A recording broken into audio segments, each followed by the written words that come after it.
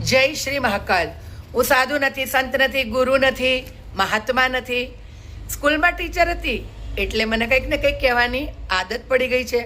અને બીજું એટલે પણ બોલતી રહું છું કે મારો જન્મ થયો મહાકાલની નગરીમાં.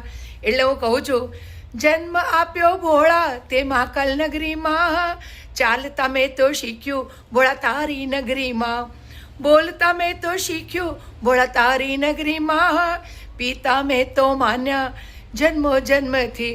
મહાકાલ નગરીમાં રહીને હું મહાકાલને મારો પિતા કહું છું. અને એક વાત હંમેશા કહું છું કે ભગવાન સાથે કોઈ સંબંધ જોડો.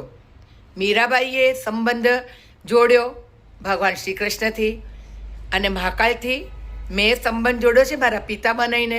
હા, જીવનમાં એવું બને, દુઃખ આવે, આપત્તિ આવે, કષ્ટ આવે તો ક્ષણિક ભક્તિ ડોલી જાય, પણ એ ક્ષણિક હોય, થોડા દિવસ માટે હોય, થોડા મહિના માટે હોય, કાયમી ના હોય.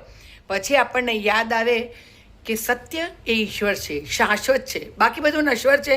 મોહ, માયા, આસક્તિ, પરિવાર, ગાડી, બંગલા, અહીં જ રહેવાના. શાશ્વત તો પ્રભુ છે, અને પ્રભુને ભૂલીએ કેમ ચાલે? કળિયુગે ભગવાન વિષ્ણુ શ્રી હરિને કહ્યું હતું કે હું મારા યુગમાં કોઈને ભક્તિ નહીં કરવા દઉં. તો ભગવાને પણ કહ્યું છે કે થોડી ભક્તિ હૃદયથી કરશે ને તો હું પ્રસન્ન થઈ જઈશ. એટલે ભગવાનને ભૂલશો નહીં. જય શ્રી મહાકાલ.